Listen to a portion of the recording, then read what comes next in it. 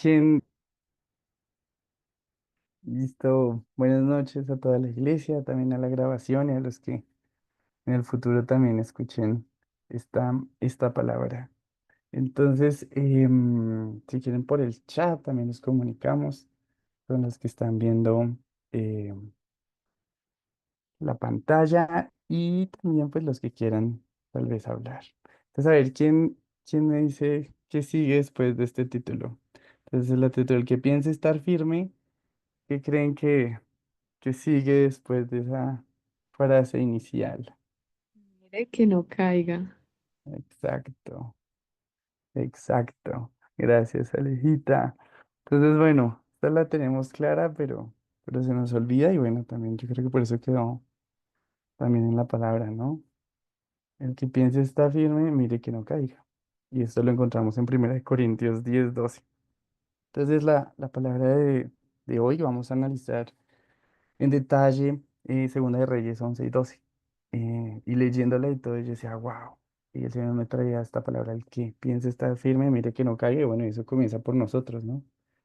Y por pues todos los que lleguen a escuchar también esta palabra y toda la comunidad, todo el pueblo de Dios.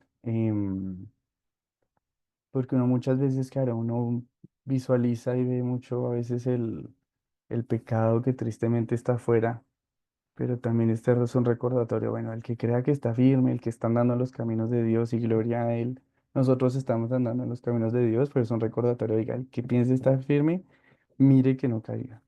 Entonces, este es como, va a ser el mensaje, digamos, general y el central, el que es para aplicar y para que andemos con cuidado, andemos con toda esta precaución y pues como lo dice tal cual, el que piense estar firme, mire que no caiga.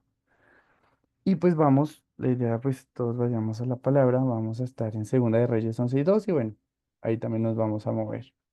Entonces, un poquito de contexto que sé que ya lo hemos visto en varias prédicas, pero también para retomar, para tal vez alguien que, por lo que arrancamos también este año, otra vez volviendo a Reyes, o tal vez quienes se perdieron, tal vez algunos de diciembre.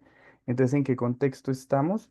Entonces está el reino dividido, está el reino del norte, el reino del sur, está Israel, está Judá. Y bueno, eso nos da como y me encantan los mapas, entonces nos da también una localización geográfica, el cómo se divide. Entonces está el reino de David, que también lo vimos, Salomón, y después se divide el reino y tenemos ahí Israel, Judá. Y en el capítulo 10 que fue el anterior, el que estudiamos, pues pasa algo muy importante que nos da contexto para ya entrar en detalle. Entonces es Atalía. Atalía toma el reino de Judá y pues hace algo bastante denso y que pues es matar a sus nietos. Entonces ella estaba casada pues con el rey, él muere, después ella comienza literal a matar a todos los que serían sus nietos, que eran los herederos al trono, es decir, era el linaje de David, y ella toma el poder. Entonces, este dato va a ser como, pues, trascendental.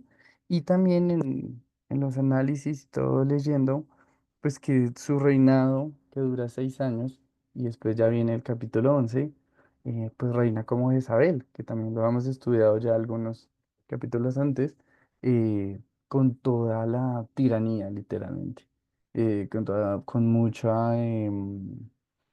digamos, con un gobierno que no hace lo que le agrada a Dios, en contra de Dios, y pues que sobre todo, y lo vemos también en el 10 pues tenía mucho con el tema del culto a Baal.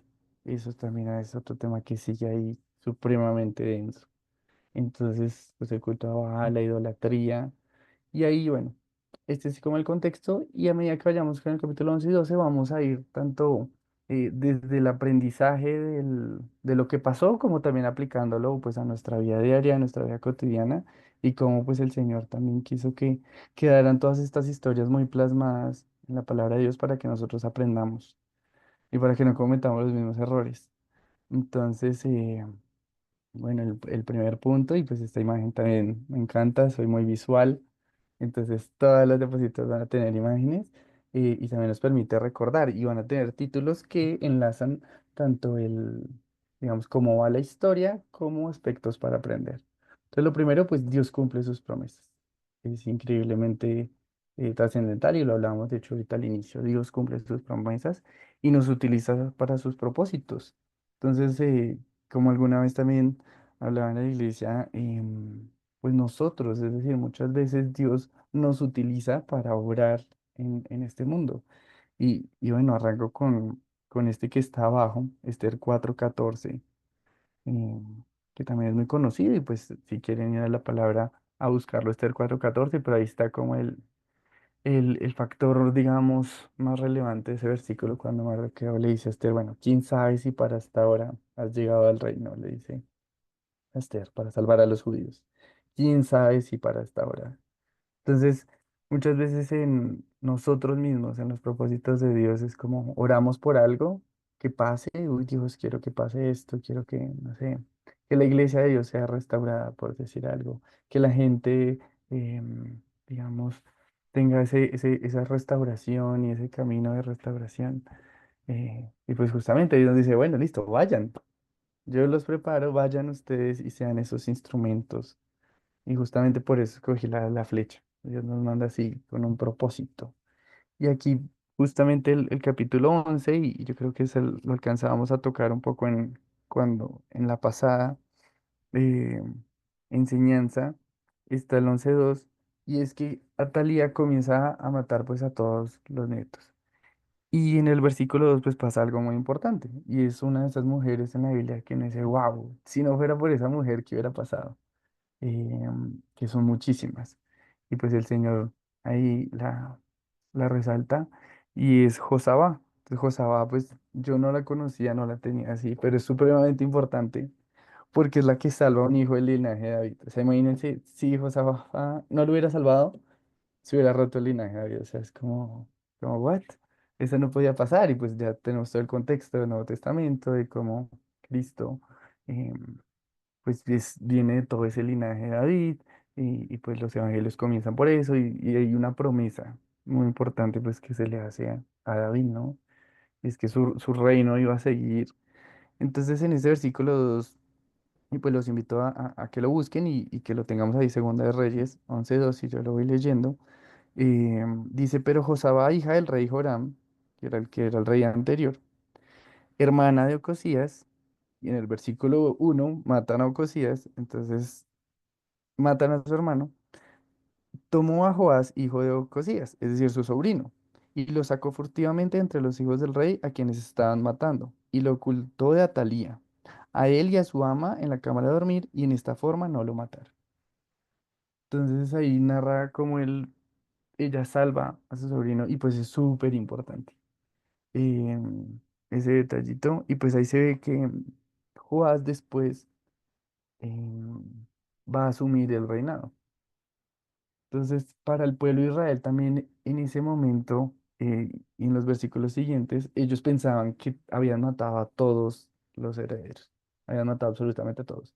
Entonces también era un momento súper desesperanzador, hay un tirano, es decir, cualquier parecido con la realidad puede ser pura coincidencia en algunas circunstancias internacionales que vivimos, pero pues hay mucha desesperanza, no hay como un camino como claro. em, y por 7 años se cree que no hay ningún heredero y que exterminaron la casa de David. Y también pues los que digamos el pueblo judío y los que sabían de las promesas que el Señor le había hecho a David, pues era como, wow, Dios prometió esto y no cumplió, pero Dios sí estaba actuando. Y Dios envió a Josabá y Josabá tuvo ese acto de valentía gigante, lo que les digo. Dios utiliza personas para sus propósitos. Y siempre se ve eso como, wow, y cómo envía, ¿se acuerdan? Por ejemplo, el Saulo, cuando queda ciego y Dios envía a su profeta para salvar, para quitarle la ceguera, para hablarle, y uno ve todo el tiempo eso, personas que el Señor manda a sus propósitos. El primer mensaje es Dios cumple sus promesas y nos utiliza para sus propósitos, y eso lo vemos en Josabá como salvó a Joab, y eso va a tomar un giro en la historia totalmente. O sea, este libro pues es de eso, de giros, de reyes, de golpes de estado, de conspiraciones, del hijo del rey anterior y que llega otro y como los dos reinos y llegan reinos también extranjeros. Es toda, literalmente, bueno, puede decir toda una película de acción, pero que pasó en la historia real. Y así también lo vimos alguna vez en algún video de este mito de que la Biblia es aburrida. Y cuando se mete en la historia es como, wow, tiene un montón de historias de acción súper interesantes de cómo va pasando. Entonces, bueno, aquí entonces ya saben, hay un golpe de estado, esta señora comienza a matar a todos los herederos, pero queda uno. Y además hay un sacerdote, que es súper importante, se llama Joaida. Ese va a ser pues digamos, muy, muy importante. Y hay algo, pues ahí la frase, Dios de pactos. O sea, esa es otra, digamos, gran enseñanza. Entonces, la primera, que Dios actúa, nos utiliza para sus propósitos, cumple sus promesas. Y ahí Joaida tiene un rol muy importante. Es sacerdote, entonces vamos al versículo 10. Entonces ahí en Segunda de Reyes 11:10.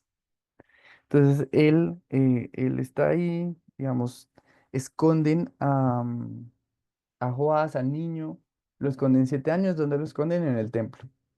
Entonces lo esconden y en ese momento está ahí en el templo. Y ahí viene este versículo. Entonces dice, y el sacerdote, el versículo 10 dice, y el sacerdote dio a los jefes de centenas las lanzas y los escudos que habían sido del rey David que estaban en la casa de Jehová. Entonces aquí hay un plan que lo hace Joaida, que es el sacerdote, y en los versículos pues anteriores describe eso. Como él dice, bueno, aquí está el que es el heredero al trono, él reúne a los jefes y utiliza algo muy importante, que eran las armas de David. Las armas de David ya estaban en desuso, ya nadie las utilizaba y estaban, como decir, una reliquia en la casa de Dios, en el templo. Y las tenían ahí como, pues digamos, imagínense como en un museo, como cuando uno va a un museo y de pronto ve armas ahí, pero pues eso ya no lo utiliza nadie. Entonces es muy interesante cómo este sacerdote dice, bueno, yo voy a hacer algo al respecto, a través Dios nos utiliza para sus propósitos, es decir, no se queda como, bueno, que alguien haga algo. Es como yo soy alguien y yo puedo hacer algo.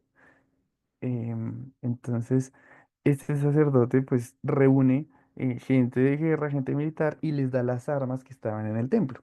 Y además es muy interesante porque claro, eran las armas que eran del rey David y era pues su tataranieto el que pues le iban a defender.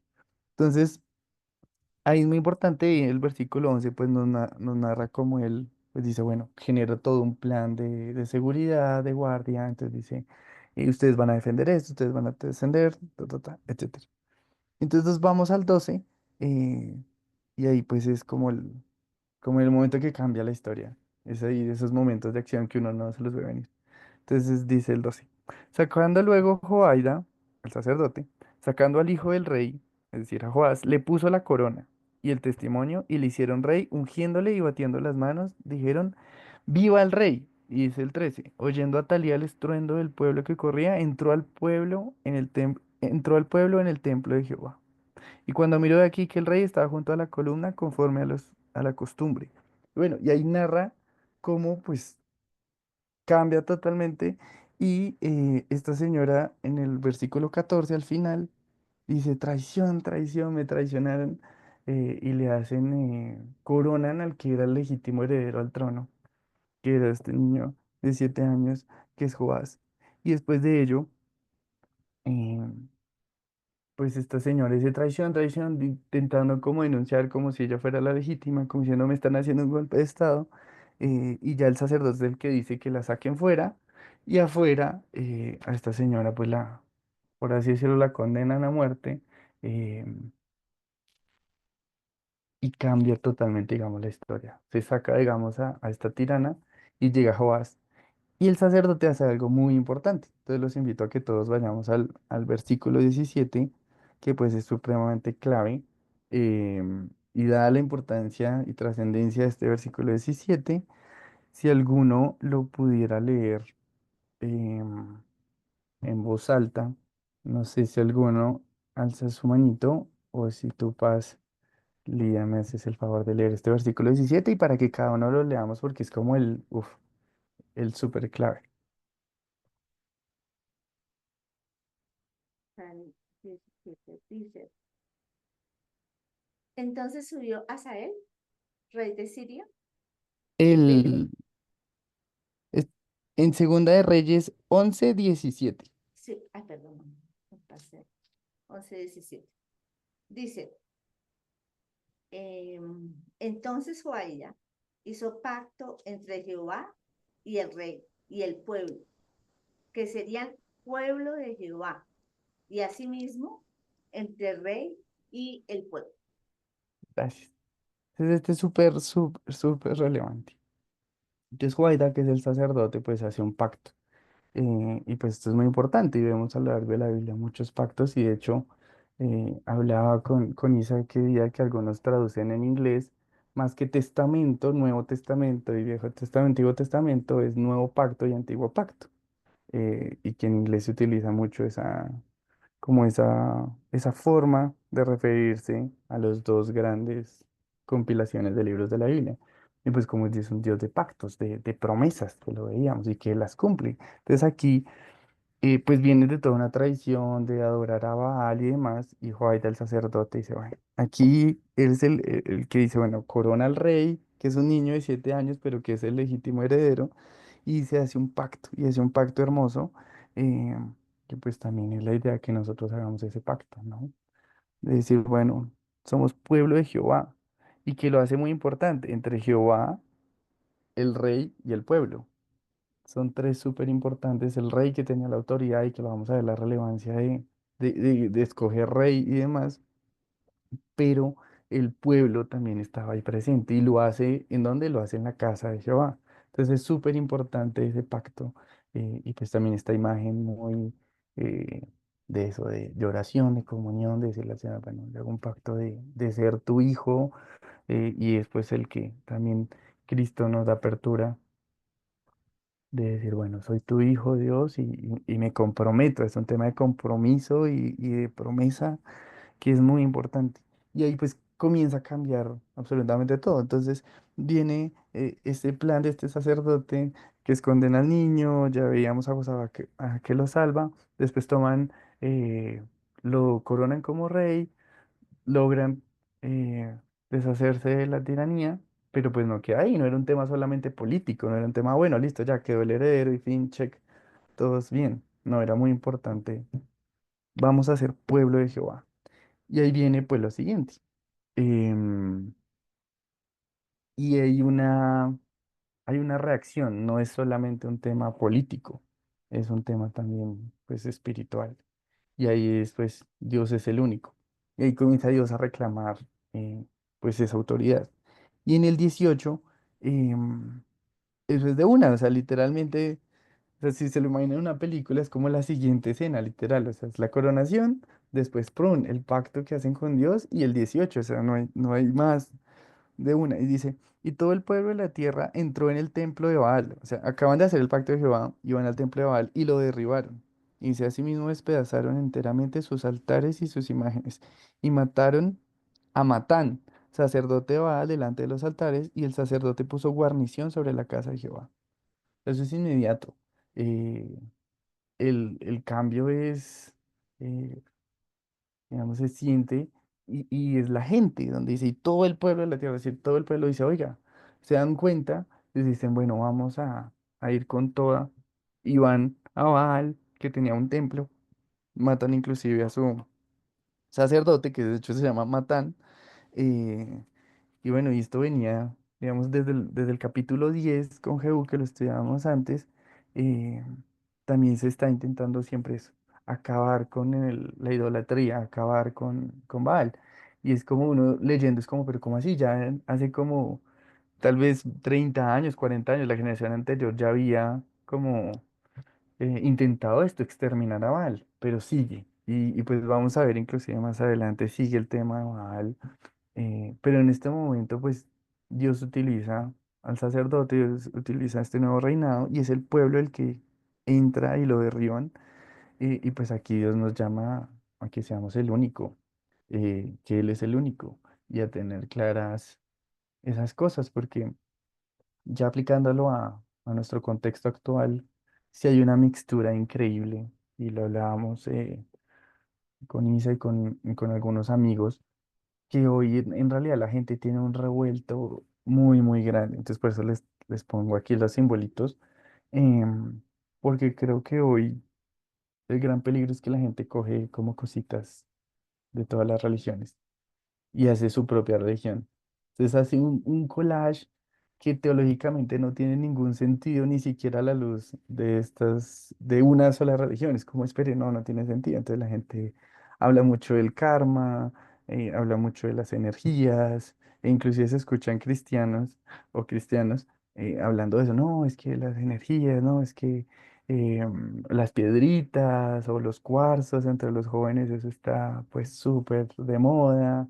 Le pueden meter el horóscopo, el tema ahí de la manito, no sé si lo, si lo ven debajo como en la penúltima línea y esta manito que también se ven muchos collares, en muchos símbolos, está por todo lado como, o esto del atrapasueños y también con este tema indigenista también hay como un revuelto, entonces la gente al mismo tiempo cree en Dios, al mismo tiempo puede creer en la Pachamama, al mismo tiempo entonces tiene un collarcito de la manito, eh, y habla de las energías, que es un tema más de nueva era, o inclusive otros le pueden meter reencarnación, y es como uno dice, wow, qué revuelto tan impresionante el que se está haciendo hoy, y pues que nosotros como cristianos pues la tengamos muy clara, y por eso el que crea que esté firme, mire que no caiga. Eh, y pues no estar, pues sí, acogiendo cosas que no son, em, y, pues llamando también a la lógica de las personas. Creo que se vuelve ilógico, es decir, creen en tantas cosas que al final es como, esto no tiene ningún sentido a la luz de em, ninguna ciencia, ningún sistema de pensamiento. O esto que también decía el Papa, que todas las religiones nos acercan a Dios. Entonces, espere, eso lógicamente no tiene sentido. O sea, más allá de, ni siquiera desde el cristianismo, es decir, desde la lógica eso no tiene sentido. Porque pues unos creen en Buda, o sea, un ser semidivino, otros el hinduismo tiene cientos, inclusive que creo que llega al número de 1000 dioses, y es como, no, espere, lo que yo creo y lo que está en esta palabra no es eso. Entonces no me puede decir que todas las religiones se acercan al mismo a Dios, y a veces podemos caer también en este tema de la, digamos, de la fraternidad y la tolerancia, que obviamente hasta ciertos grados, pues nos llama la palabra pues a intentar estar en paz con todo el mundo, pero hay límites. Y decir, bueno, sí, tú crees en Alá, el otro es judío y cree que Jesucristo no es el Hijo de Dios, y yo soy cristiano, y el otro es nueva era, pero todos creemos en lo mismo y todos aspiramos a lo mismo. Pues no. eh, sí es muy importante y eso nos llama a Dios siempre a decir, no, espere, hay un solo Dios y hemos hecho un pacto con él de servirle a él, y pues lo tengo también al final que lo dice Josué, dice, bueno, yo no sé ustedes, pero yo en mi casa serviremos a Jehová, y tener pues nosotros un sistema de pensamiento muy, muy coherente en el que no estemos agarrando de todo un poco y haciendo un collage espiritual. eh, y para los que tal vez se acuerden de esa película, eh, que ya tiene sus años, que es La Momia, hay una escena en la que uno de los que está siendo atacado intenta salvarse y tiene aquí en el collar, comienza a sacar y entonces dice, comienza a sacar la estrella de David y como que no le funciona, entonces saca la luna del Islam y no le funciona, y después saca la cruz y no le funciona y pues obviamente pues se lo come, por así decirlo, y muere. Y es eso, es como estar jugando a todas las religiones, y creo que ese es un mal de estas generaciones pues actuales. Em, entonces, bueno, siguiendo en la historia, em, pues vamos al capítulo 12. Entonces, bueno, ¿recuerdan Joás? Entonces, pues lo coronan y literal inmediatamente se van contra Baal, se van contra sus profetas y bueno, restauran. Entonces uno dice, uy, qué bien. Y entonces vamos al capítulo 12. Y entonces, versículos 1 y 2. Entonces lo leo. En reinado de Judá de Judá. Entonces estamos en Judá, que se acuerdan, el reino del sur. En el séptimo año de Jehú comenzó a reinar Joás y reinó 40 años en Jerusalén. El nombre de su madre fue Sibia de Berseba. Y Joás hizo lo recto ante los ojos de Jehová todo el tiempo que le dirigió el sacerdote Joaida. Entonces, bueno, ahí hay varias cosas súper claves. Entonces, pues reinó 40 años, o sea, reinar 40 años es un montón. Eh, Fue uno de los reinados realmente largos, porque como ven, pues y por eso los libros se llaman reyes, es porque hay muchos cambios de reyes, pues reinar 40 años era wow. eh, y comenzó a los 7 años, entonces pues era wow, cómo Dios utiliza a un niño, y vamos a ver cosas muy buenas que él hace, y el 2 es muy clave. Entonces dice, hizo lo recto, pero hay unos 3 puntos suspensivos que vamos a ver después porque son tan relevantes, y cuando uno lo lee, pues lo puede pasar así desapercibido. Pero el hizo lo recto no dice, hizo lo recto ante los ojos de Jehová, punto. Sino dice, hizo lo recto ante los ojos de Jehová todo el tiempo que le dirigió el sacerdote Joaida. Entonces ahí vemos otra vez, este sacerdote era muy importante. Entonces el sacerdote Joaida, pues era un hombre de Dios, em, y pues es el que literal, el que lo alberga. Él fue criado en el templo porque lo escondieron allí.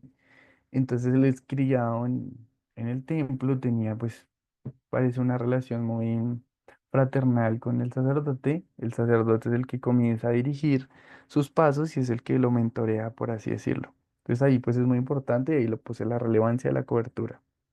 Entonces Judas pues hizo lo recto en el tiempo que le dirigió el sacerdote Joaida. Entonces bueno, en ese tiempo pues él lo utiliza y es muy bonito porque pues este niño Joás que fue criado en el templo por 7 años, después Dios lo utiliza para la restauración del templo. Entonces vamos al versículo 4 y 5. Entonces ahí, para contarles un poco, Joás reúne a los sacerdotes y le dice, bueno, venga, aquí qué está pasando. Entonces ahí va el versículo 4 y dice, bueno, todo el dinero consagrado que se suele traer a la casa de Jehová, y entonces ahí dice, el dinero, y ahí hay varias, como el dinero del rescate de cada persona, todo el dinero del que se trae voluntariamente, y en el 5 él les da instrucciones muy importantes, dice, recíbanlo los sacerdotes, cada uno de mano de sus familiares, y reparen los portillos del templo, donde quiera que se hallen grietas. Entonces, Dios utiliza a este niño eh, para restaurar. Entonces, si habían grietas, pues una es porque ya el templo pues ya tenía ciertos años y dos pues porque el mantenimiento era muy malo. Eh, y pues claro, cuando uno ve los capítulos anteriores, pues uno ve lo que les decía de Baal y todo y pues como que la casa de Jehová estaba así descuidada. Entonces pues también pues esto nos puede hablar de muchas cosas ya en nuestra vida práctica. En temas de la cobertura, pues de la importancia de la cobertura, en la importancia en el que crea esta firma, mire que no caiga. Es muy importante la cobertura porque dice, Jehová hizo lo recto mientras estuvo dirigido por Joaida. Entonces nosotros pues también tenemos mucho cuidado y que una de esas partes del cuidado es estar en cobertura, estar bajo consejo, estar también en un tema de rendición de cuentas, no estamos solos. Y eso también es importante. Y dos, pues, ¿qué tanto estamos cuidando esa relación con Dios, no? Porque un edificio muchas veces no se cae de la noche a la mañana. Vamos, a veces hay terremotos, pero bueno, también por eso nos llama la Biblia a edificar nuestra casa en la roca y no en la arena, para que cuando llegue un terremoto no se caiga, pero pues a que no hayan grietas, ¿no? Pero pues también si uno dice, bueno, la verdad creo que si hay una grietica aquí, una grietica allá, y uno en su autoevaluación con el Señor dice, aquí hay grietas, pues que este es un gran momento para uno decir, bueno, Señor, restauración, ¿no?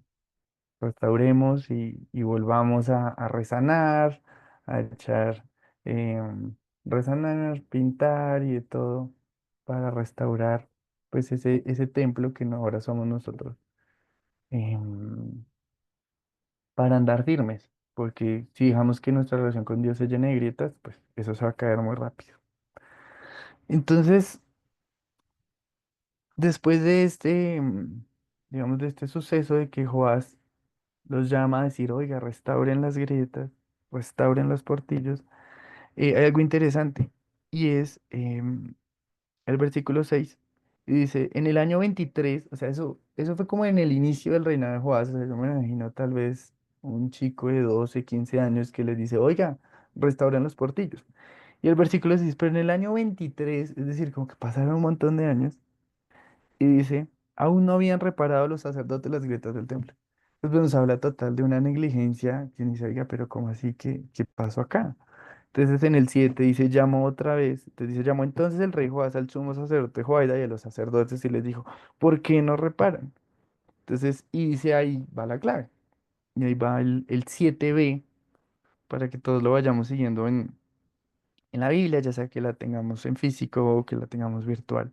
Dice, ahora pues, no toméis más el dinero de vuestros familiares, sino dadlo para reparar las grietas del templo. Entonces, lo que sugiere en los estudios bíblicos que leía pues es que ellos cumplían un trabajo, digamos, como normal, es decir, pues, solo hacían lo que tenían que hacer en las funciones del templo, pero se preocupaban mucho por sus asuntos, eran familiares. Entonces, como que lo que recibían de las ofrendas y demás estos sacerdotes, pues lo utilizaban para sus asuntos familiares, más que para restaurar la casa de Dios. Pues también es un llamado, pues, a nosotros mismos y pues en general al liderazgo espiritual en general eh, de decir, wow, qué importante es el uso de las ofrendas y el que digamos, se utilicen para restaurar estos portillos, para la relación con Dios y no para pues asuntos familiares. Entonces ahí como que Joás otra vez es utilizado por Dios para algo muy bueno y dice, oiga, restauren las grietas del templo. Entonces ahí el 8 y en adelante, pues nos narra algo muy bonito y es que lo hicieron. Entonces ya después del otro regaño, entonces pues comienzan a restaurar y es increíble y cómo la gente daba y cómo él también, Joás llama a la gente a dar generosamente. Y hay toda una renovación espiritual en ese sentido, la gente va al templo, la gente ve cómo comienza a repararse, y inclusive que llegó un punto en el que no se tomaba cuenta, digamos, no había como supervisión de los albañiles, de cuánto se gastaba, sino que la gente espontáneamente comenzaba a ayudar, la gente espontáneamente comenzaba a aportar al templo, y los albañiles todos lo hacían como para Dios, sino para cumplir y que les pagaran. Entonces todo comienza a cambiar y uno dice, wow, qué bonito. Y cómo Dios utiliza a este niño que fue criado en el templo para restaurar ese templo y para también cambiar esa negligencia que tenían los sacerdotes de ese tiempo. Em, y pues dice el versículo 15 al final, dice eso, frente a los hombres y los albañiles que trabajan, y dice, porque lo hacían ellos fielmente.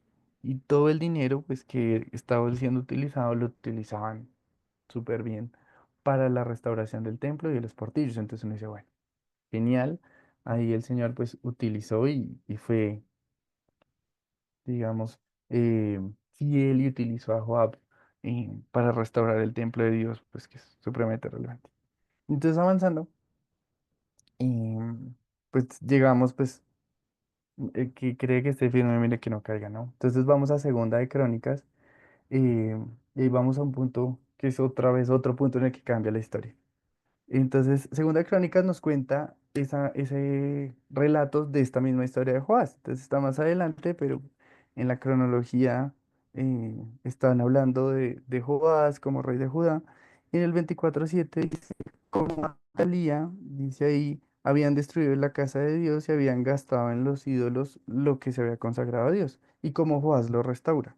Entonces, y en el 13 y en el 14, después nos relata cómo cambió totalmente. Entonces, Atalía era un rey que utilizaba las cosas de Dios para Baal. En cambio, Joás hizo todo lo contrario.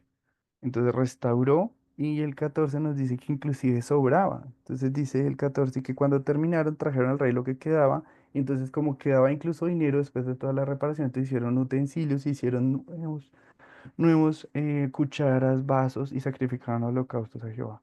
Entonces uno dice, wow, excelente. Y pues acá también en Segunda de Reyes 11:20 nos dice que el pueblo estaba en paz, en reposo. Y es un gran recordatorio pues de la importancia de quién es el rey. Y pues aún nuestros días, ¿no? Quiénes son los presidentes y los dirigentes de nuestros países. Y pues este Proverbios 29:2 que lo hemos hablado también en varios escenarios, que es cuando el justo gobierna, el pueblo se alegra. Y literal, ahí Segunda de Reyes 11:20 nos decía eso, que cuando Atalía salió del poder, la gente tuvo paz y todo el pueblo de la tierra se regocijó y la ciudad estuvo en reposo. Entonces me dice, wow, increíble.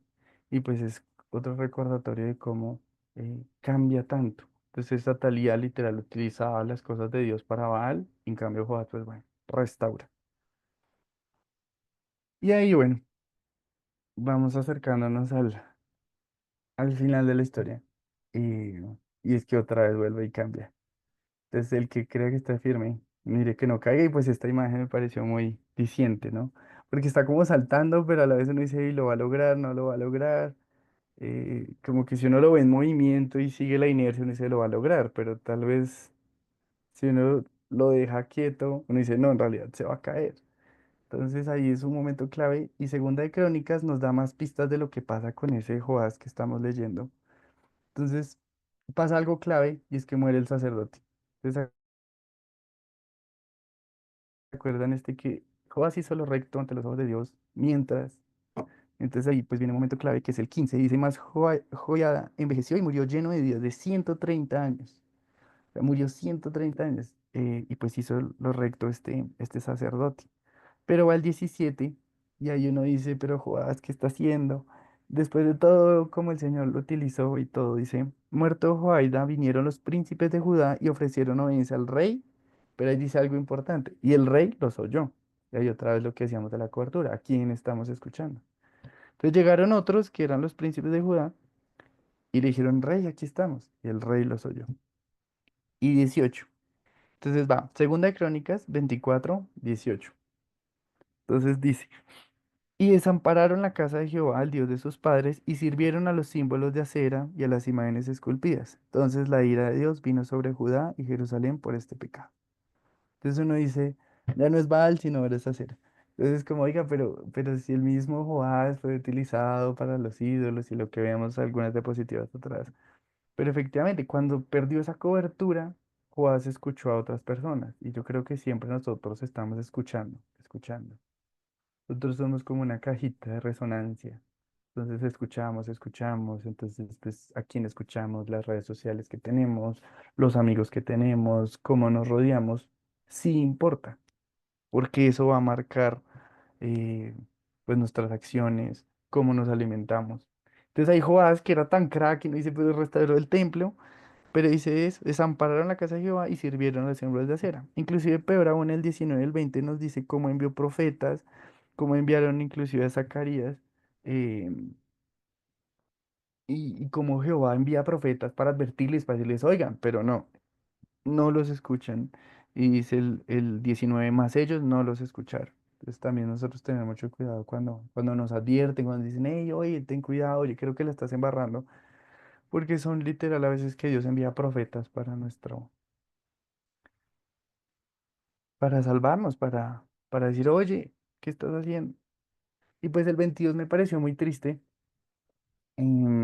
porque me dice, wow, toda esa historia de Joás, lo salvan cuando era un bebé, de que lo maten, lo salva su tía, vive en el templo por 6 años, lo coronan, todo lo que pasa. Y el versículo 22, segunda Crónicas 24:22 dice, así el rey Joás no se acordó de la misericordia que Joaida, padre de Zacarías, o sea, el sacerdote, había hecho con él. Antes mató a su hijo, a Zacarías. El profeta lo mató Joás. ¿Quién dijo al morir? O sea, Zacarías dijo al morir, Jehová lo vea y lo demande.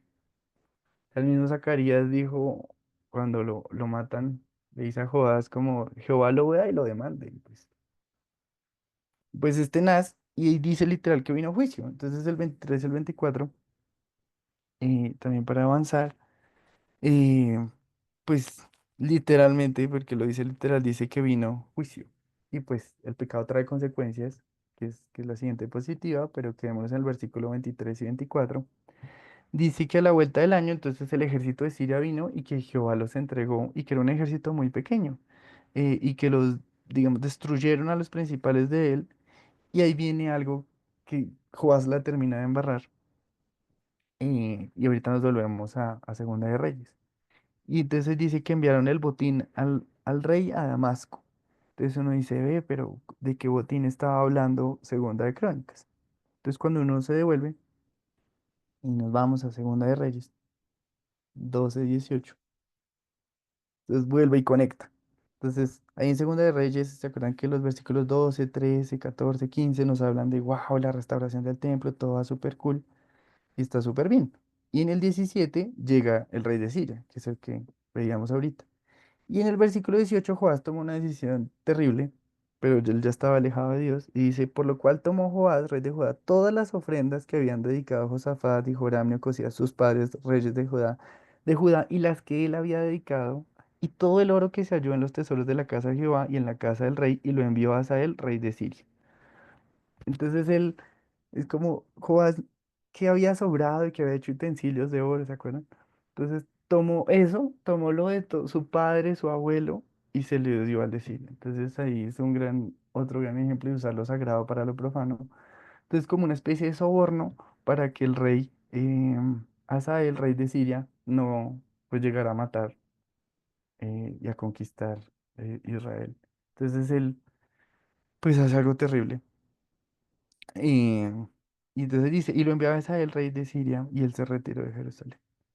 Y pues también a raíz de eso, pues va al 20 y después se levantan sus siervos que conspiran en él. Entonces otra vez la conspiración y todo este tema de los golpes de Estado y toda la lucha por el poder político.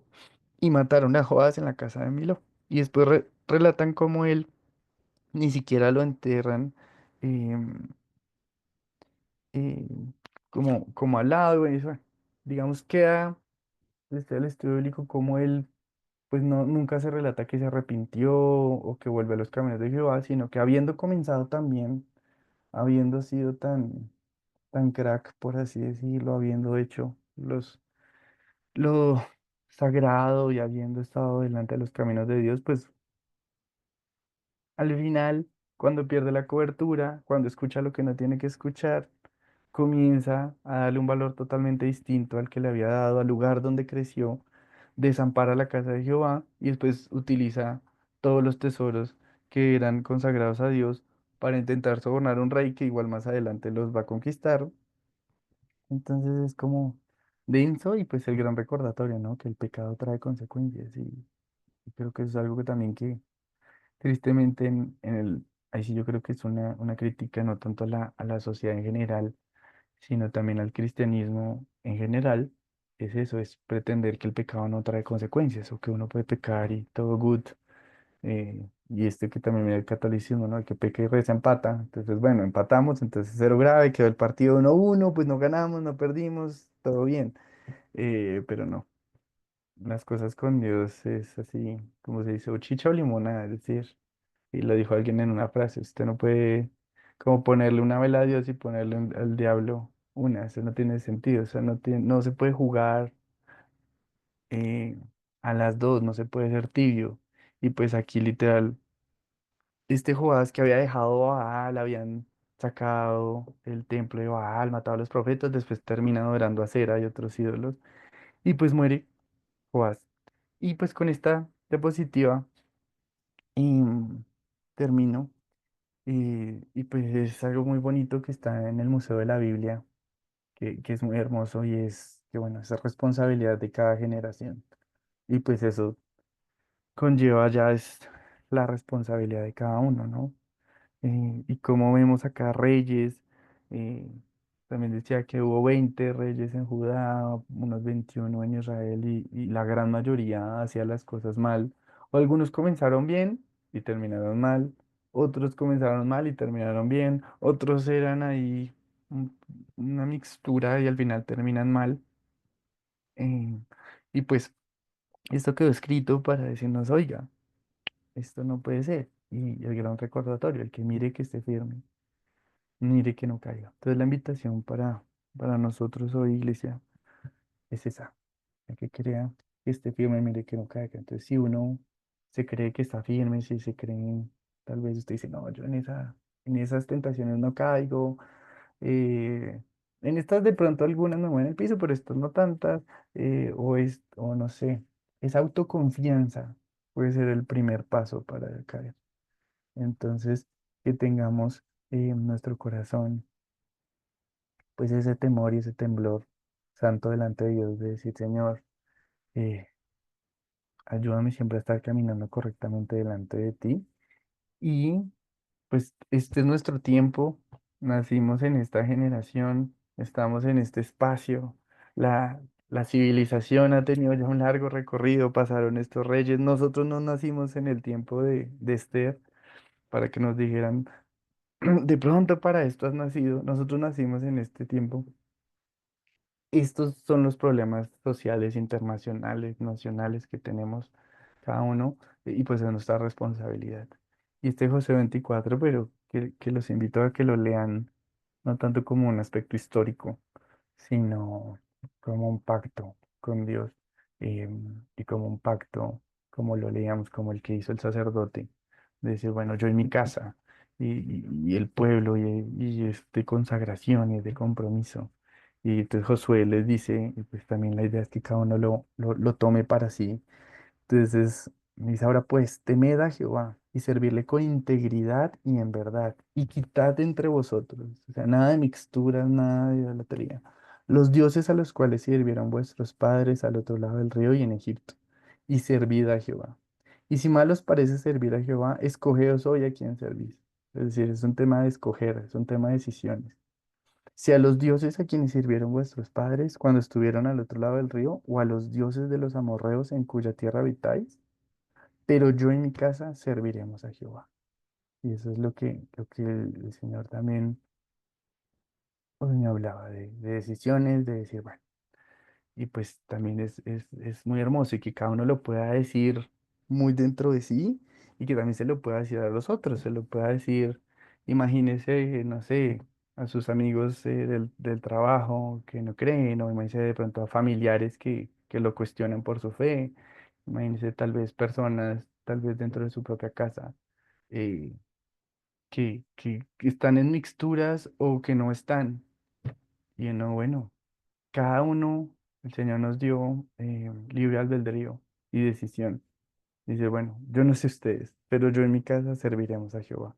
Y que podemos hacer ese pacto delante de Dios eh, el día de hoy y pues renovarlo continuamente. Decir, Señor, ayúdame a no caer, ayúdame a estar firme en ti. Y esta es la palabra de hoy, que nos quede esta historia más que, wow, qué interesante, o bueno, o gente puede encontrar reyes un poco aburrido, y además es como, el rey hizo lo bueno y después, o este iba mal y después, pero después, y es como, wow, como tantas generaciones, tantos reyes tuvieron en sus manos la decisión de hacer las cosas bien y no lo hicieron.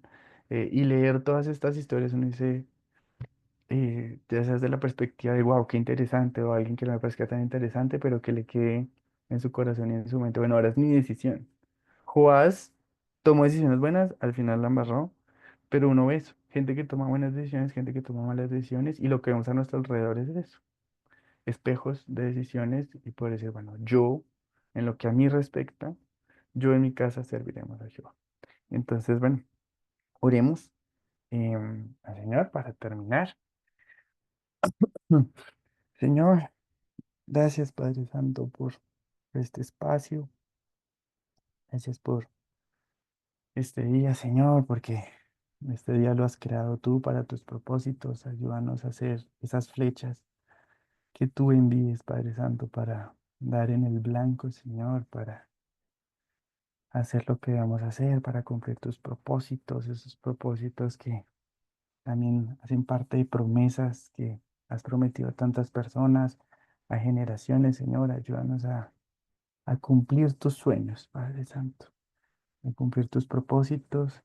Ayúdanos a no desviarnos, Padre Santo. Ayúdanos a nosotros y aún yo mismo, Señor, a no creernos que estamos súper firmes, sino mirar siempre que no caigamos, Señor, tener en cuenta de qué nos alimentamos, tener en cuenta nuestra cobertura, a quién escuchamos y cómo tomamos decisiones, Padre Santo. Ayúdanos a respetar ese pacto que hicimos algún día.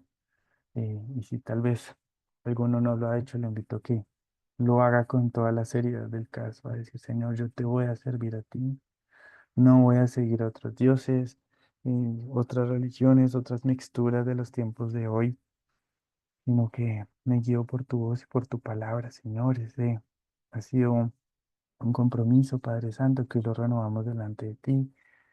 Quita de nosotros cualquier idolatría, cualquier mixtura eh, y que podamos seguirte a ti, Padre Santo, podamos hacer lo que nos has llamado a hacer y que más allá de las palabras, de las apariencias, podamos ser siervos fieles, que tú te agrades, Señor, y que podamos cada día amarte más, ayúdanos a enamorarnos más de ti y a también ser cada día más conscientes de lo mucho que nos amas, de lo importante que somos para ti, Señor.